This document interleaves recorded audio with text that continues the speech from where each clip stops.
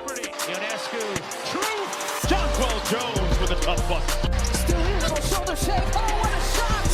Fiebich with the move down the lane. Cloud into the paint. Reverses it in. The New York Liberty are WNBA champions. Hey Libs fans, and welcome back to Liberty FM. This past week, the Liberty has had a tough go on the road, dropping 3 in a row to Dallas, Minnesota, and Connecticut.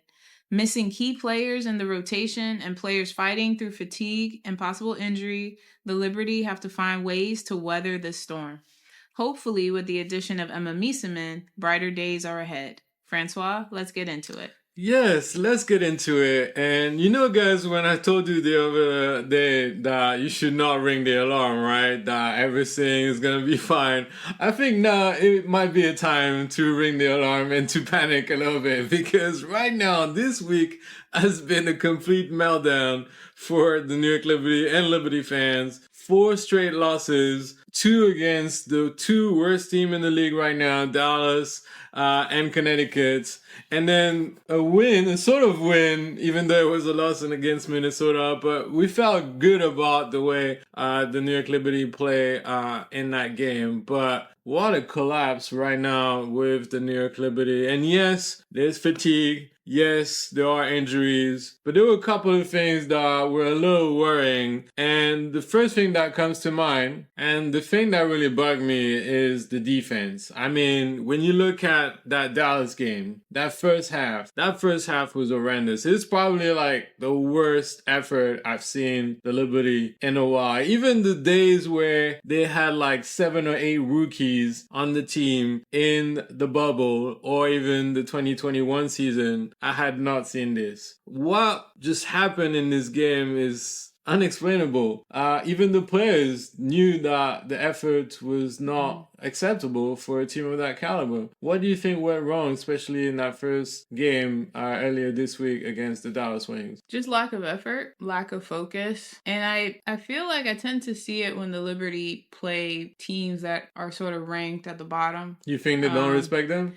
Do you think that they just have to show up to win those games? It's hard to say. I just feel like when they go against some of the bottom teams, they're just not as focused. So maybe that could be that they think, oh, it's another game, but we should get the dub. Not thinking, and you can't think that way. I hope that's not what they're thinking, but that's what it looks like on the court, you know, because then obviously they had a meeting. We know that they had a long meeting after the game. There was like a 40 minutes meeting between the players and the coaches. And they played much better. It was like a tale of 2 cities basically for them, but you know, they played so much better against Minnesota, but they were down key players. So, you know, if they stayed, even if they lost, I felt like, okay, if you don't lose by much, I feel like it's still a win, because you don't have Stewie, you don't have Kennedy Burke, you don't even have Niara Sabally, and they were huge for the Liberty when they play against Minnesota. So, you know, if you could just stay in it, and they did, they got it to within 4 within like the last minute and a half of the game. So kudos to them on that. But for Dallas, that's just no excuse. That's just lack of effort, just not focused. And yeah, and they needed to have that meeting, because I think, you know, when Sandy talks about this team, she is such a huge believer on defense. She drives, she pushes for her teams to really have a defensive mind, because the defense will lead into your offense. Yeah. And they just couldn't get it going because your defense was terrible. And against a team that is struggling, essentially. Like, yes, you have great players in Enrique Agumbawale, you have Paige Beckers now, and others, but you are the reigning champs, and you should have been able to take care of them. And it showed in the second half. It showed that between the latter half of the third quarter going into the fourth, Dallas could not score. But because you allowed Dallas to have a 30-point lead, it was just too much. It was too much to try to get out of. If Dallas even had a 10-point lead, the Liberty are winning that game. Yeah. Because of the way they played and turned it up, especially going into the fourth quarter. I think there was a point where the Liberty were like on a 17 7-2 run for a little while, and Dallas could not score. So it just showed me that the lack of effort is huge on this team. What it also showed me was Stewie is a huge piece for this team to win. I've always said it was JJ. For the offense, maybe? For the offense. But defense, it is Stewie. This team looked so discombobulated. It was like they needed Stewie to basically tell them what to do. And it made sense that when you watch games and if you pay attention to Stewie, she is kind of directing traffic on defense. She is telling people where to go, and she's talking, she's communicating. If you really look at Stewie, she is trying her best. And she, even when Stewie's not making the points and she says, like, I'll try to do all the little things. Yeah. All those little things were missing in this game. And you realize what a presence. It's like Asia not being there for the Aces. It's the same for the Liberty with Stewie. Like, JJ just coming back from injury. She's trying to get herself back into it, and she's not fully there yet, in my opinion. But without Stewie, it's tough. I think the advantage that you have with JJ is that she could cover you in the pick and roll. So you see Sab relies a lot on JJ to help her sort of having that coverage off the pick and roll and allow you to sort of go back on the ball handler. And if the ball handler decides to attack the basket, then you could have JJ that can sort of cover, eventually block. Now, what happened in the Dallas game and even the Connecticut game was that the fact that when the ball handler took the screen, they were able with their speed to even beat JJ in the cover. So when Stewie is there, you have that other person, that other tower that could sort of help in the paint and block the shot or making it harder for you to get that basket. Now you do not have that. So JJ, unfortunately, she could do everything she can to kind of help you on the pick and roll, but she won't be able to help you, let's just say, for the rebound. And she was asked about it after the Connecticut game, and I think that, it was a little unfair to her because she has to do so much to cover other people that it was hard for her to battle for the rebound as much as, she could. So, but that's where you miss Stewie. And the other thing with Stewie is Stewie has speed. I think Stewie has a little bit of a faster get up than JJ. And so, JJ had to do a lot of helping, especially in the Connecticut game, and it took her out from the post. She was constantly kind of helping, at the 3-point line or just further out and you left the paint wide open. Yeah. And a lot of people were able to cut. People missed their assignments. People looked confused. They just looked discombobulated. So I don't put all of this on JJ because really she's trying to help her other teammates to defend, and that's a lot to put on any player. Yeah, and when you look at the press conference after the Dallas game, whether it was Sab, I think it was Easy Harrison and Sandy that were there at the post-game conference, they didn't shy away from the fact that it was a complete lack of effort on their end, and they didn't try to make any excuses when it comes to injuries or fatigue. So they didn't shy away. They knew that the effort was poor and that people should expect a different efforts for the Minnesota game. And we did see that in the Minnesota game, more efforts, bigger desire to beat the opponents and to try their best to win this game. But overall, when you look back at that game, there were some lapses defensively that cost you the game. Yes, it was a sort of victory of losing only by 7 against the best team in the league when you have so many people out. But you look back at it, there were moments for about 2-3 minutes in the third quarter with Natasha Heidemann and with Kayla McBride in the fourth that cost you the game because the way they were leaving their assignment wide open, and then you force one of your teammates to try to cover for you, but you don't communicate or you don't not have the awareness of where your assignment is, really made it difficult as a team to coordinate and defend well as a team. And we know that Minnesota is also a great team moving off the ball. You see Kayla McBride, the way she uses the screen off the ball is very reminiscent of the Golden State Warriors with Steph Curry or his splash brother Klay Thompson. So it is is hard, but there were times where Bridget Carlton or Eidemann were wide open. Yeah. And that was because one person was trying to be like, in between to sort of help on the strong side and also be aware of the weak side. But then at some point there's a lapse. There's a moment where they're aware, they're not paying attention. There's a moment and where for they that split overhelp. second, that's when that player is just like finding the open space for the shot or for the cut. There's a moment where there's too much helping. And the Liberty did that a lot. There were moments where you're trying to help your teammate, and really the only person that should kind of be helping you is JJ. Some people were trying to help that didn't need to help at all. Or quite frankly, you got beaten by one of the Minnesota players. You would see they'll get in front, but then they quickly get around you. And there was just no fight, I think, on defense. And I think that's where the Liberty have to get better. And watching these games, it just reminded me, one, yes, that a huge chunk with Stewie missing, your defense just goes way down, in my opinion. But it also reminded me of, you got some new players this year that are good on defense and a little bit different than what you had last year. But it made me miss Betnijah Laney. It made me miss KT. Now KT, ended up going to Golden State, through the expansion. But again, two key defensive players. That were huge for the Liberty, especially coming down the stretch in the playoffs. I mean, you saw Betnijah last year, even with her knee injury, she said to the coach, until the wheels fall off.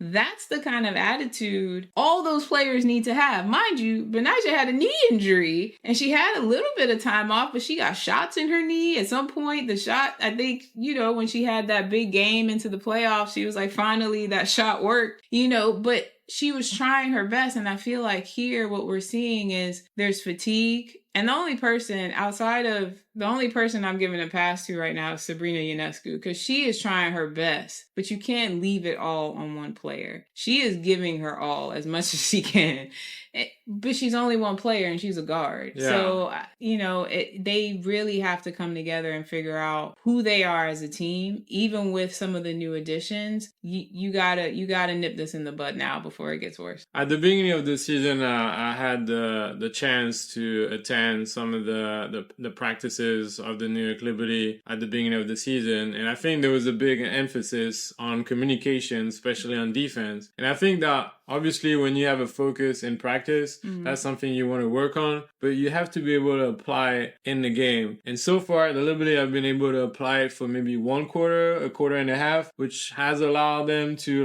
make a lot of comebacks and take over games and dominate those games after trailing. But against great teams like Minnesota, you're not going to be able to, get away with just one quarter of good defense. And then unfortunately against Dallas and Connecticut, it happened for pretty much all the quarters. I mean, they made the comeback in the second half against Dallas, but you look at the defense against Connecticut, the first quarter was decent, but after that, you have Leila Lecan, the French player from Connecticut, wide open for threes, or sometimes just attacking the basket, literally unchallenged. That is difficult, for your team to win a game when you have lapses like this, or you're not really putting so much pressure on the offensive players. So with that kind of defense, regardless of the talent on the court, I struggle to see the New York Liberty going all the way if they have that same level of defense all throughout the season. I know that obviously when the playoff comes, it's a different story, a different intensity, and in a way it's good to make those mistakes now so that you could fully be ready for the playoff. But I wouldn't necessarily use the injuries and the fatigue as a reason why the defense is underwhelming, because it has happened as well when some of the star players were there. I mean, you have to, right now, these are the things you got to work out. And,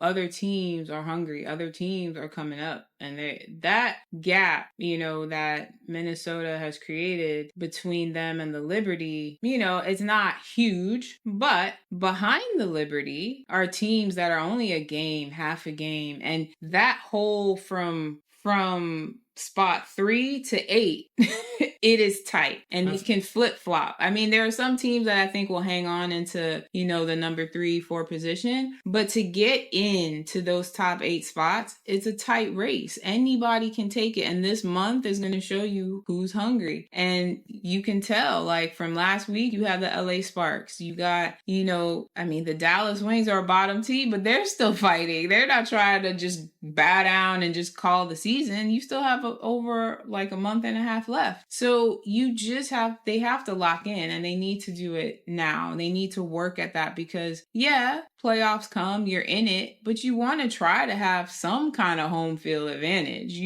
And at this point, Atlanta's right behind you. I mean, if you look at the standings right now, Minnesota definitely created a gap with 5 less losses than the New York Liberty. The New York Liberty at the moment, with Minnesota winning against the Las Vegas Aces today as we record the podcast, are 6 games ahead of the New York Liberty. They have 2 more games than the New York Liberty, but they're 6 games ahead. So it's going to be very, very difficult for New York to catch up Minnesota. Now, Minnesota and the New York Liberty face each other 3 more times in this month of August. And we don't know as we speak the gravity of Napheesa Collier's injury, who had a bad ankle injury during the game against the Aces. We hope for the best for her, but we don't know how many games she might miss. So if she's not playing against the Liberty, let's just assume that she might be injured for a couple of weeks. Who knows what those matchups are going to be like without the MVP. So I don't think the New York Liberty are going to catch up with the Minnesota Lynx, but who knows? But as you said, if you look at from the 2nd spot in the league, New York Liberty, up to the 6th spot, it's pretty tight between Seattle, Indiana, Phoenix, Atlanta, and New York. It's a tight race. So you definitely don't want to end up in the 3rd, 4th, or 5th spot to have the home court advantage at least up until the semifinals, and then eventually if you get to the final, and if Minnesota gets to the final, you won't have the home court advantage. But it will be a longer series in the final this year than last year, so the home court advantage might not be as important as last year. But right now this race is tight. Well, just one more thing on the defense and the effort. There was one thing that in a way kind of worried me a little bit. It was Sabrina Ionescu that said that on Friday against the Connecticut Sun, it was Liberty basketball and that they put on the full effort. It just wasn't good enough, and she felt like the physicality of Connecticut got the best of them. So I mean, yes, you could praise Connecticut for playing a good game and being physical, but if that was Liberty basketball and you lose by quite a bit against Connecticut, 16, that's a little worrying. That is worrying, because I'm sorry, I'd have to disagree. From your game against Minnesota to now your game against Connecticut, there's still a lack of effort and a lack of awareness where, yes, it happened in the Minnesota game, but not as much. And I think against Connecticut, yes, Connecticut, they were more aggressive for sure. They were more aggressive than the Liberty, but some of the players on the Liberty that I love and think are excellent players just seem to lack confidence on the court, especially when it came to any sort of offense. Everything had to go through Sabrina. Otherwise, they didn't know what to do. Yes, the passing, for example, has been a big issue. You look at the game against Connecticut, they had 23 turnovers. 23 turnovers, you deserve to lose a game. A lot of careless... If you even won that game, that would be a miracle. 23 turnovers, you deserve to lose. Because a lot of their turnovers were silly. These long passes for no reason, no particular reason whatsoever. Like, to me, having these long passes, and teams they're going to know your game. You're more than halfway through a season. This isn't the first 2 games of the season and teams aren't knowing what to expect. They've played you already. They have studied you now. They're scouting. They know exactly what you might do. They know you're going to try to get the ball in Sabrina's hands. She's going to be your primary person. You need to give them something even a little bit different. And some of these passes where you need to shorten the length on the court so you give yourself a better opportunity, they're just not doing that. And at the same time, on defense, too many times people are just looking at the basketball and not putting their hands up. What is it to say that you have Sabrina and Marine are the only ones, and even Stephanie Talbot actually, fighting, trying to get the rebound, trying to do anything to disrupt? whatever they could. And then your bigger players are just watching the ball. And to me, it's just like, it's so frustrating. And I don't know if I think she is slightly injured. I would say Leonie Fiebich, because she did injure her hand a little bit a few games ago. She may be feeling a little better now. We're not sure. But I love Leonie Fiebich. And I think we've been praising her like every single week. She is one of... I've always said she's that girl, because when you see her going full force, you're like, no one can stop this girl. Lately, I don't know what it is. Like, all of a sudden, everything has sort of switched off. And so her shooting, okay, she's having a couple of off nights with shooting. She's trying. But even her defense. And I'm like, you hang your hat on your defense. And against Connecticut, there were too many times she was under the basket or near the basket, and she never attempted a shot. She always attempted to pass. And I felt like I was watching Ben Simmons with the Nets, where you are near the basket and you elect to pass, and you're one of the bigger people out there. It's not like you're 5'6". Like, you can attack the basket. Maybe you'll get a foul. Who knows? But we won't know, because you constantly look to pass. That's just what you do. When at the basket, you need to attack. You have LeCon from Connecticut driving straight to the bucket in front of all of you. And you just watched her. And you just run beside her. Not much effort to block, to get in front of her, to stop her pace, to disrupt. And it's like, oh my goodness. Even if you got a foul, like, something, do anything. And it just wasn't there. And I just felt like, who am I watching right now? We need to shake this off. We need some type of something. You need to shake this off. But right now, what I'm seeing is not the team that we saw that started out strongly this year. No, I think there's clearly a level of fatigue with Fiebich that definitely could explain her level of performance right now, because we've been praising her for many, many weeks. Even last year, she was exceptional and was a big reason why New York won the title. But you could clearly tell that some is up, because even though, yes, sometimes her unselfishness get the best out of her in the sense that sometimes she needs to take those shots. And I think that's still something that she's learning. But when you look at the stats, though, you could tell when she's been one of the most efficient shooter in the team. Mm-hmm. You look at the stats in those 3 games against Dallas, she had 9 points, 3 for 8 from the field, only 1 for 5 from 3. She was -4 when she was on the court. Against the Minnesota Lynx, she scored 6 points. She was 0 for 3 from 3, 2 for 8 from the field, -10 when she was on the court. And then against Connecticut, probably her worst game of the season, she had 2 points, 1 for 8 from the field, 0 for 5 from 3, and -14 when she was on the court. Now, you could clearly tell that some was up in the last game. Yeah. She had the injury where she got hit in the eyes, so that definitely didn't help. Probably has the end injury. She kind of undermined the importance of the injury, but it does seem to affect her shooting right now. But just the overall fatigue. When you think about it, she has had to switch positions quite a bit. Mm-hmm. Sometimes she has to guard the best guard on the other team. She had to kind of make up for Stewie's absence and play the 4 and defend on the center. That's a lot on the player to have to change so many times of positions and the type of players you have to guard. So, we have to kind of look at also the reasoning behind our performances right now. And I want to shout out to New York Liberty Fan TV that always sees the positive in everything and kind of helps to see a different perspective when all of us as Liberty fans are having a meltdown or, sort of going hard on our team. But he was saying on X the other day, and I thought that was pretty good, that he said, "Dear Liberty fans, this wasn't about a lack of effort. I see 8 players giving their all, many not even 100% healthy at this point in the season. Losing teammates to both injury and the business, adjusting to new rotation, and that's just the surface. The mental toll is real, yo. And WNBA playoff starts in a month and some change." Mm-hmm. What do you make of that statement from New York Liberty Fan TV that try to bring a more positive perspective on things? I mean, he's right. It's just frustrating when you see your team, how great they can be. You've seen it, and you can get more. And then when it doesn't happen, you you have to remember, like, these are human beings too. They're playing, they got life stuff just like the rest of us. Yeah. And they have things going on just like the rest of us. So, and they're not going to, share, we don't know all their inner workings of their personal lives and what's going on in the locker room.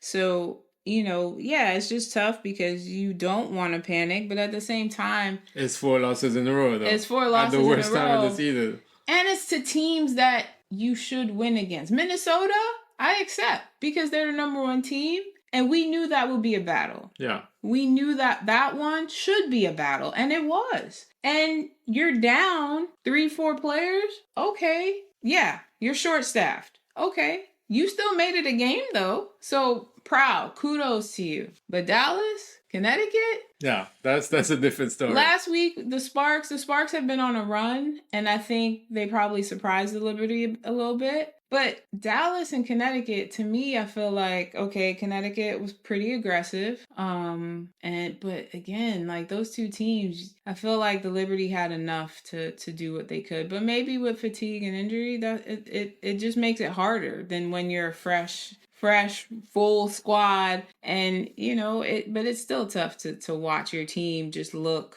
discombobulated on the court, especially defensively. Yeah, there's one player at the moment that I think encompasses all the mixed feelings that we've been having as Liberty fans, is Stephanie Talbot. Mm-hmm. Because I think that a lot of the fans have been going hard at her. You could tell that she's definitely a favorite for Sandy Brandello because she's a fellow Opal and she knows Sandy's system. She played with her with the national team of Australia. She's been getting more time than Gardner. We saw, and unfortunately we'll talk about it later, but we knew the writing was on the wall with Jaylyn Sherrod that has been cut by the New York Liberty to allow Emma Meesseman to sign to the team, which means that we knew that Sandy was favoring Talbot over Sherrod when we saw the minutes that she was giving her. And yes, it's not easy. She had only one practice with the team. You have to kind of figure things out on the fly. And it's been a mix of emotions because there are times where the Liberty have a momentum. She comes into the floor and bang! This is when the other team makes a run. Yeah. And when you look at the plus minus sides of things, she's often in the minus when she's on the court. Now, you could also argue that she's doing all the little things that her teammates are not doing right now. She's probably one of the only players that is fighting for rebounds. Mm-hmm. Yes, she's limited on some part of the game, but you can't fault the efforts. And you look at the stats, she has rebounds, she has assists, she has a couple of steals, blocks. Yeah. I don't know. What do you make of Stephanie Talbot? She's tough because I think, there's times where she comes in and you feel like she's not affecting the game well. But then in the same breath, you're like, wait, but she is attacking she's trying to get those rebounds, like especially offensive rebounds. I think that was something I was screaming about all season, that there's no one under the basket, especially for offensive rebounds. I felt like all the other teams had at least one person under the basket trying to fight, maybe get that ball back. Never the Liberty. It's rare that you see it. And the only people I would see it who would like try to crash the glass and get over there would be Izzy and Gardner at times. But with Talbot, she's aggressive. And I think seeing her do that, you're like, okay, I can see the need for her. Steals, but her lateral movements aren't great because I think a lot of players, a lot of opposing teams have gotten by her with, she's trying to guard them straight up. And then that's the struggle, is like the lateral just seems like there's nothing there. And so if you got speed, there's a high probability you're going to get by her. So, it's just frustrating because I think also we didn't want Jaylyn to go, but you knew once they got Talbot and once you heard about Meesseman, you knew they had to cut someone. And that's hard because you felt like Jaylyn still has so much more to give. And I felt like this is why you need more roster players spots. and rosters, yes. You need more roster spots out there for each team because something like this, Jaylyn could have been used. Jaylyn could have been used in the Connecticut game. Like, you needed speed, she would have given it to you. She would have been a disruptor to Lacan, guarantee you. I'm not saying she's gonna stop everything and try and, you know, shut her down, but she could have been a disruptor. Aside from that, with Talbot, it's a wait and see for me. I'm like 50-50 because she does really good things sometimes, and the other times I'm like, what are you doing? But again, she's on a new team. She hasn't really gotten in a good practice with them. She's going at this on the fly. Yeah, pretty much. So we're going to have to wait. They go home after tomorrow, after Sunday's game. Maybe they'll get in a full practice. Maybe she'll start, and maybe we'll see a different side of Talbot, you know. But, and then with Meesseman coming, you know, I think with Emma coming into this will give the Liberty hopefully some relief, but I'm not going to put everything on Emma because she's not going to be your savior. Like, the whole team has to play better. She has probably one of the highest basketball IQs in the world right now. But even a player like her, she has to learn and adapt to a new team and stuff. So things are not going to come right away because she's such a great basketball mind. I think she'll be able to fit in fairly easily, all things considered, and will help the team in little things fairly quickly, but she will still need to adapt, and I think fans need to also, you know, not lower the expectations, but give a bit of time. Yeah. So, and, you know, obviously now people expect her to kind of cover for, like, people's injuries,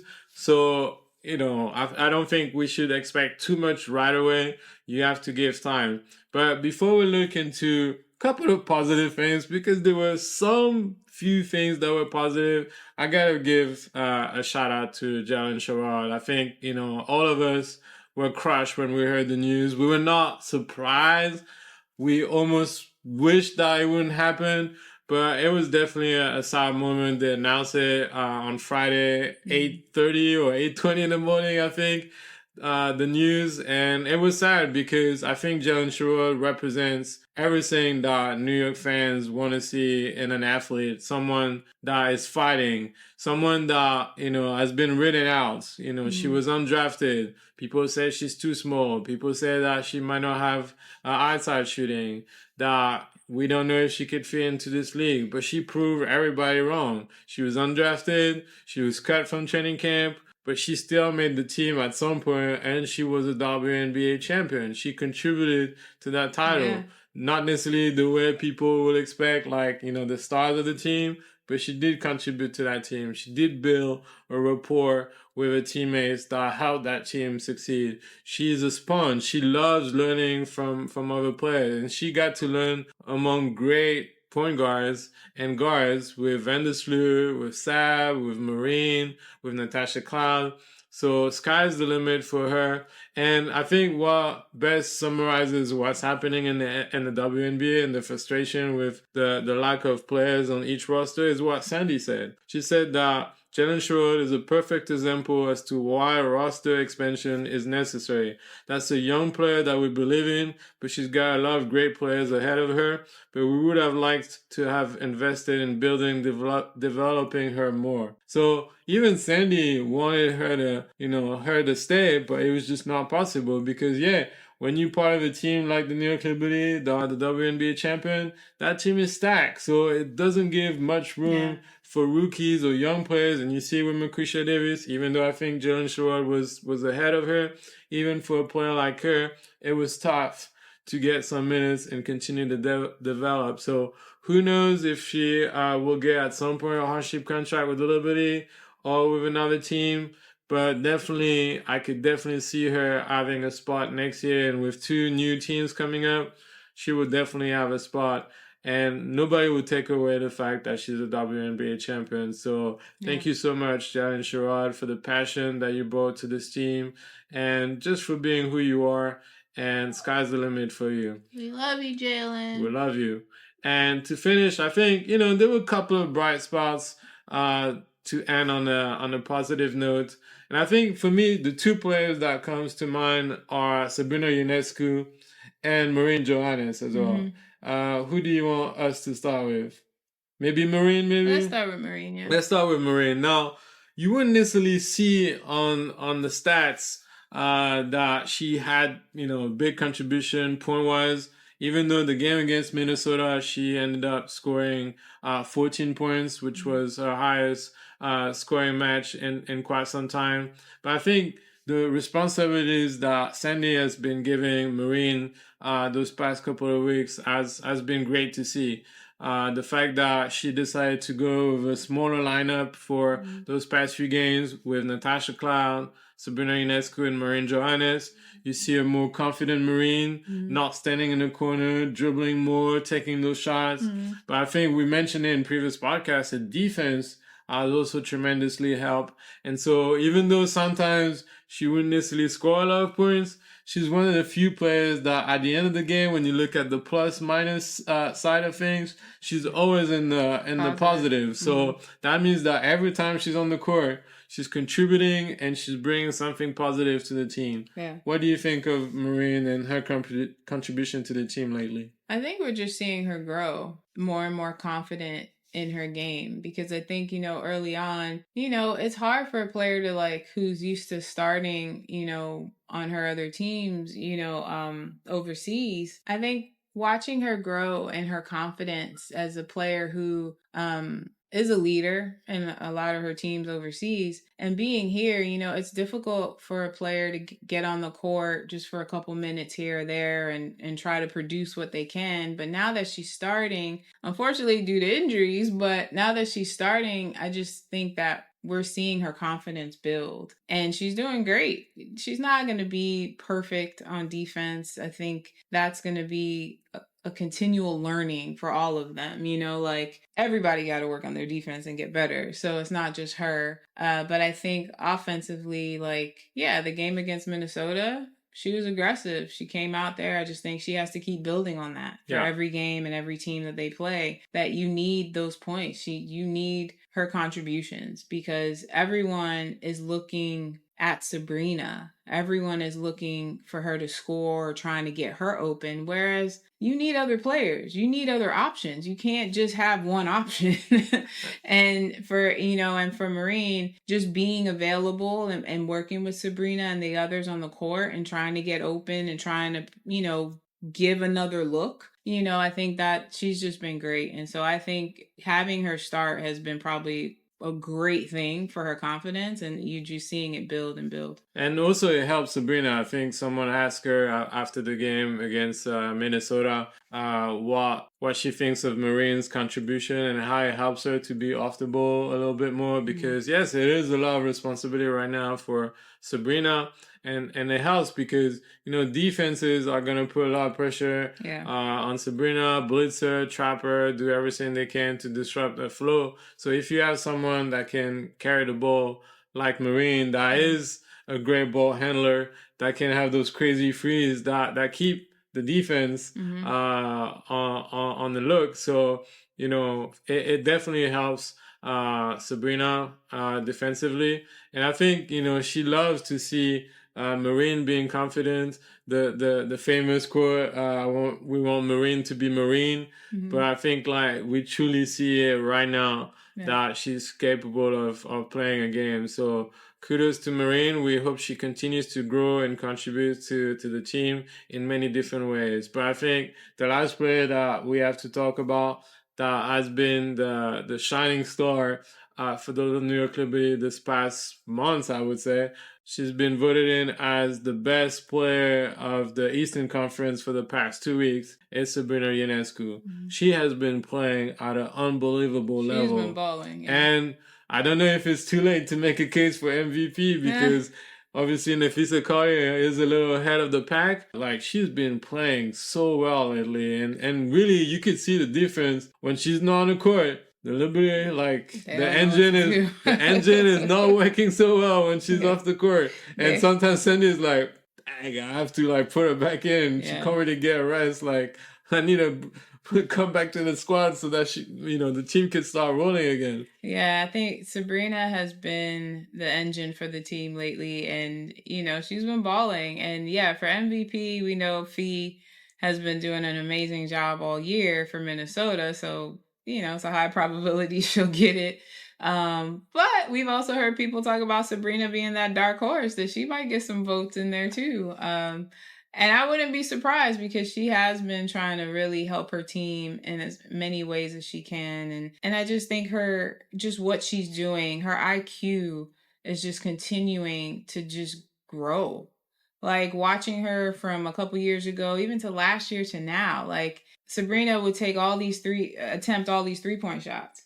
Now that she's worked on the mid-range, she now has a different style to her game where if the 3 ball's not going in, she knows exactly what she needs to do, and she changes it very quickly.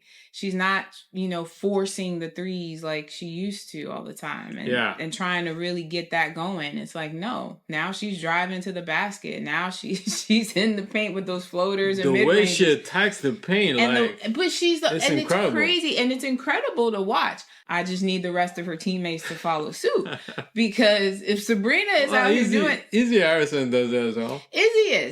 Izzy has been doing her part as well, and even Marine at times she's been trying to drive to the bucket as well. I just need Marine to actually finish at the basket and not fake like she's going to the bucket all the time and passing it out and having these wild passes.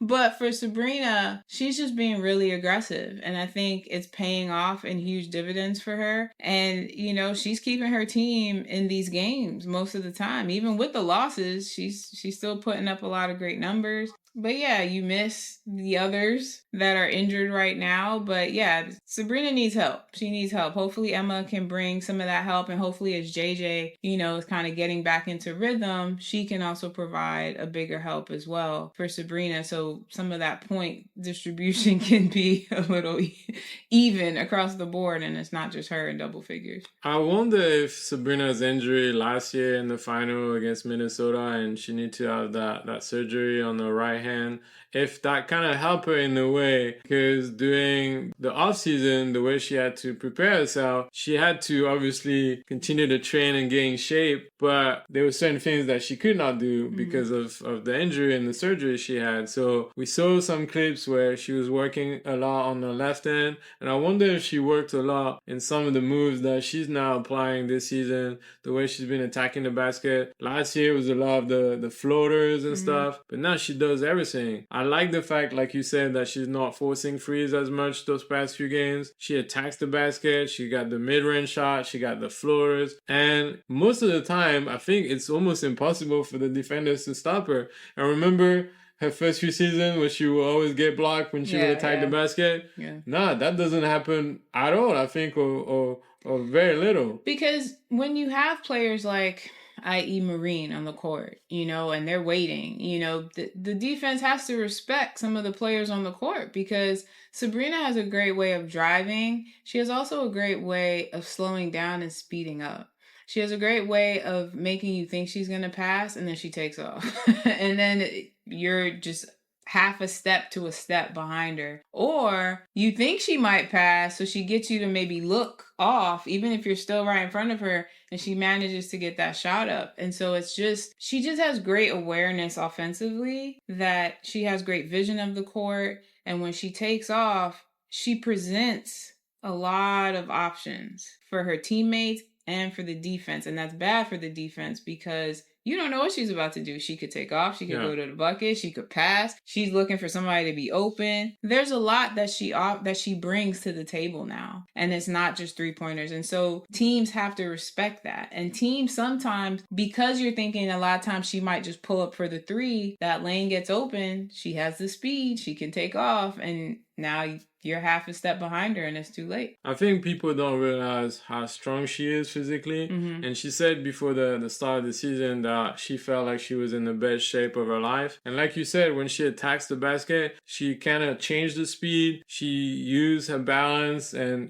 physically, because she's very strong, it's hard for the defender to really, get the best out of her. And it's hard for them to anticipate what she's going to do. Yeah, because sometimes she kind of slow things down. She uses her body to maybe try to get the N1 as well. So it's been incredible to watch, and I think we're really grateful that Sabrina is there giving her best and playing her best basketball, because with other people injured, I don't know where the Liberty would be without her. So the good thing is that the Liberty don't have time to meditate too much or ponder about the last loss, because they're going to face again the Connecticut Sun.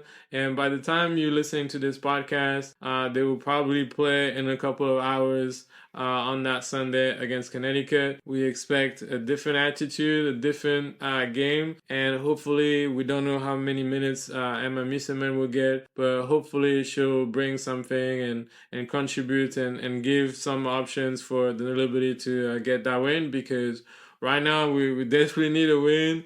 And maybe making and holding on to that second spot. We're not even looking at the first spot right now. We're just trying to hold on to our second spot. Yeah. So that win is crucial, because next week is going to be an important week. We got to take our revenge against Dallas. We're going to face them twice again. Hopefully get our revenge. Yeah, hopefully. So we'll face them at home on Tuesday. That will be the only time the New York fans will get to see Paige Bakers at the Barclays this season.